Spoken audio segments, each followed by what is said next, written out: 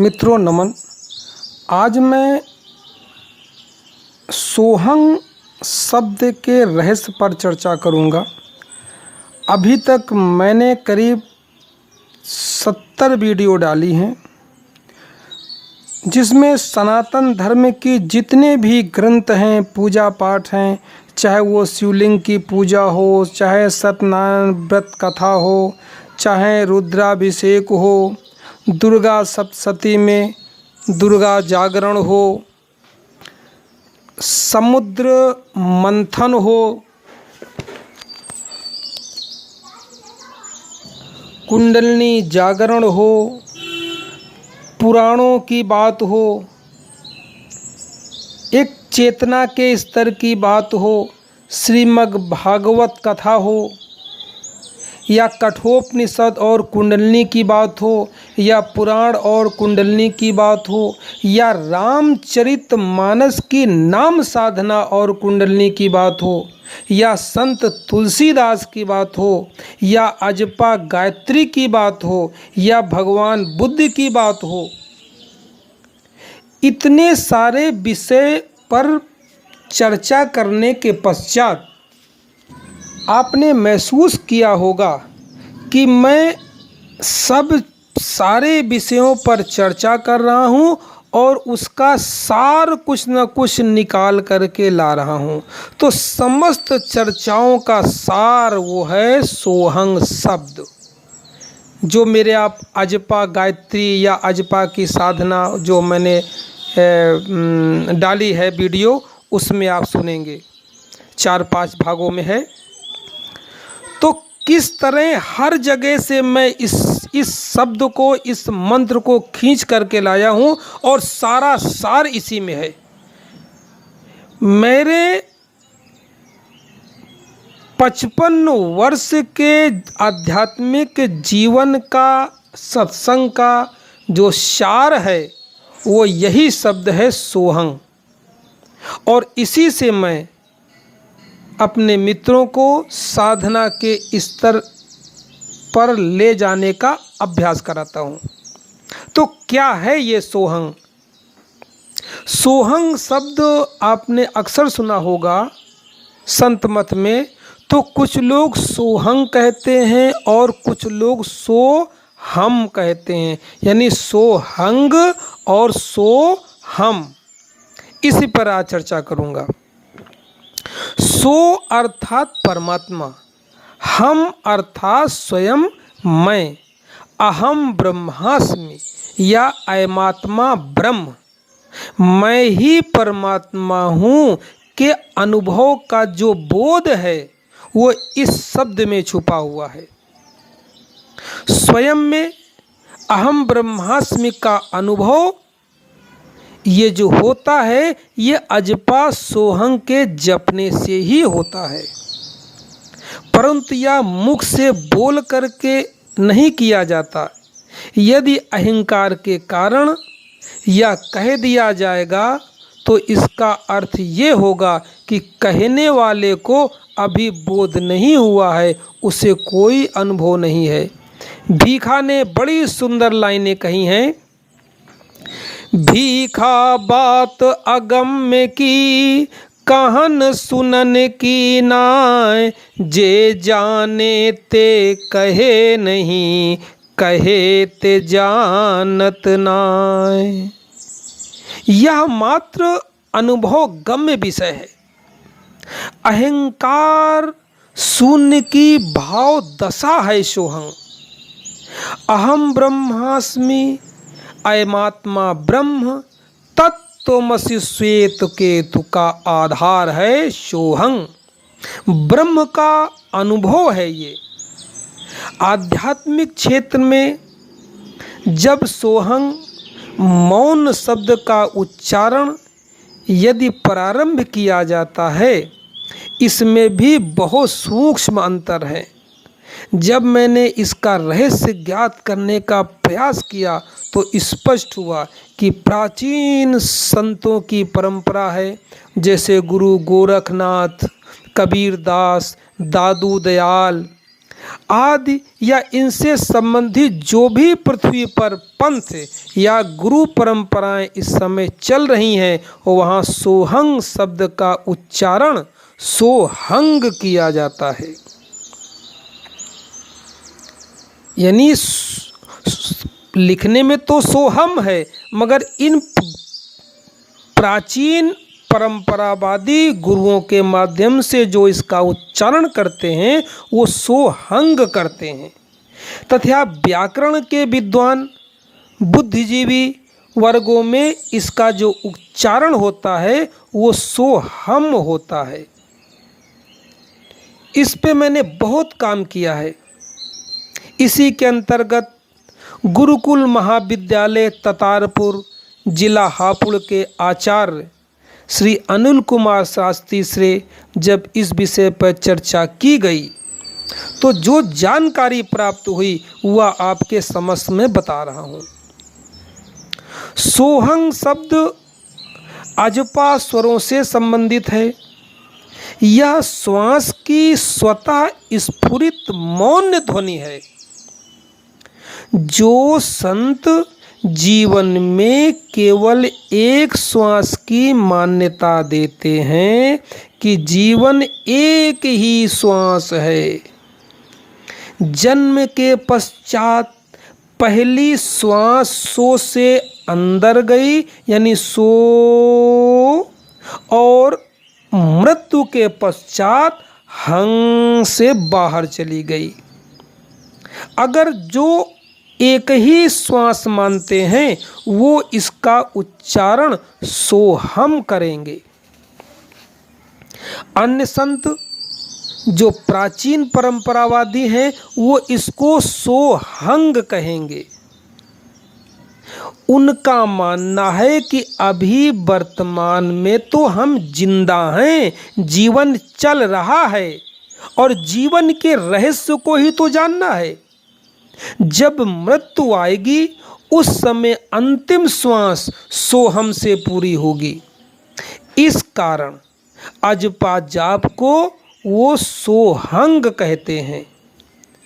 इस शब्द को यदि व्याकरण की भाषा से आप पकड़ना चाहेंगे तो सोहम ही लिखा जाएगा। सोहम मतलब जो भाषा एक बार लिख दी गई पुस्तक में वो तो पूरी हो गई। सोहम तो एक शब्द है, व्याकरण की भाषा में लिख दिया गया सोहम, क्योंकि यह शब्द स्वयं में अपने में पूरा हो गया। यदि जीवन की प्रथम श्वास से प्रारंभ किया जाए यानी सो अंदर गई फिर बाहर आई, फिर अंदर गई फिर बाहर आई, लगातार जो चल रही है, और जीवन भर श्वास लेने के बाद अंत समय में जब हंग कह के श्वास निकलेगी तो उस हंग को सोहम का नाम दिया जाएगा। यानी आप ऐसा समझिए, जब तक निरंतरता चल रही है, गति चल रही है, तब तक सोहंग सोहंग सोहंग सोहंग जपा जाएगा, और जो लास्ट श्वास होगी कभी भी जीवन की होगी वो सोहम में समाप्त होगी। अतः साधना के स्तर पर जो प्राचीन परंपरा है, कबीर पंथी या अन्य जो गुरु परंपरा से चलते हैं, वो सोहंग का ही जाप करते हैं। जब श्वास अंदर जाती है तो सो कहते हुए अंदर जाते हैं, जब श्वास बाहर आती है तो हंग कहते हुए बाहर आते हैं।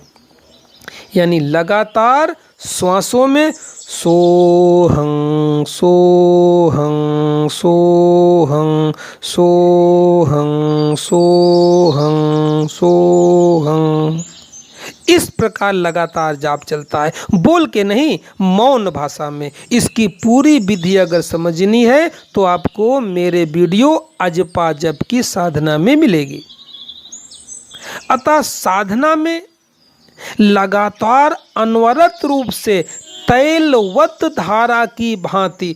आपने देखा होगा ना कि पानी की धारा अगर बनाई जाए तो कभी कभी टूट भी जाती है, मगर अगर तेल की धार बनाई जाए तो टूटती नहीं है। श्री रामचरितमानस में इस सोहंग को तैलवत धार कहा है।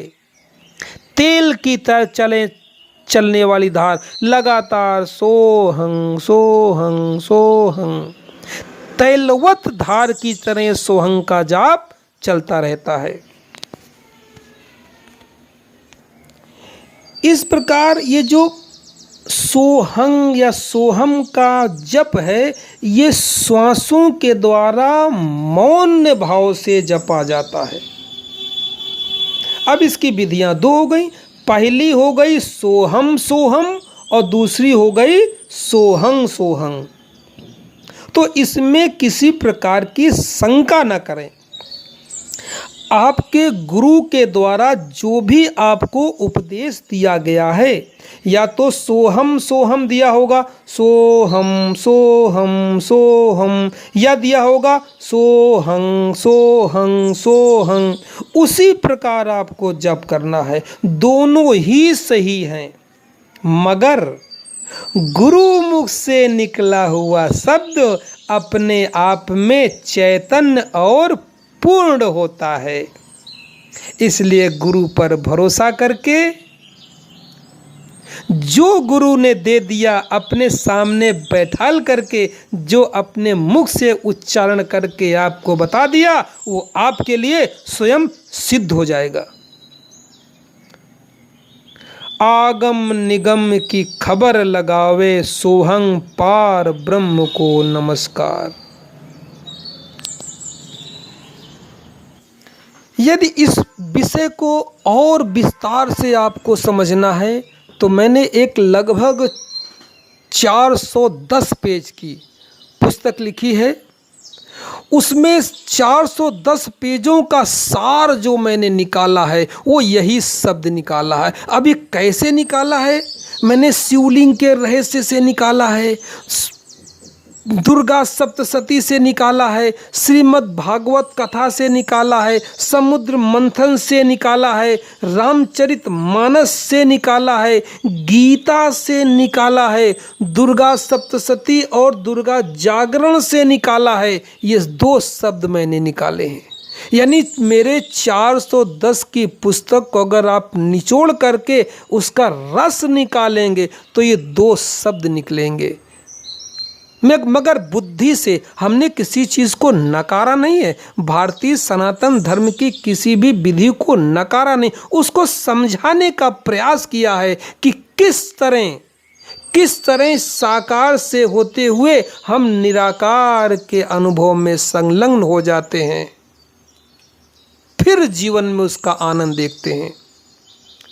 एक जीवन तो ये है जो आप ये आँख खोल करके लगातार देखते रहते हैं। सुबह उठते हैं, स्कूल जाते हैं, कुछ ड्यूटी जाते हैं, कुछ अपने फैक्ट्री चलाते हैं, कुछ धंधा करते हैं, कुछ बिजनेस करते हैं, इधर उधर अपना पूरे दिन आ करके शाम को विश्राम करके अपनी झोपड़ी, अपने बंगले, अपने महल में सो जाते हैं। सुबह फिर उठ करके ये करते हैं। यानी समस्त संसार जो आपको आंखों से दिखाई दे रहा है, इतना ही नहीं है, ये एक आयाम है।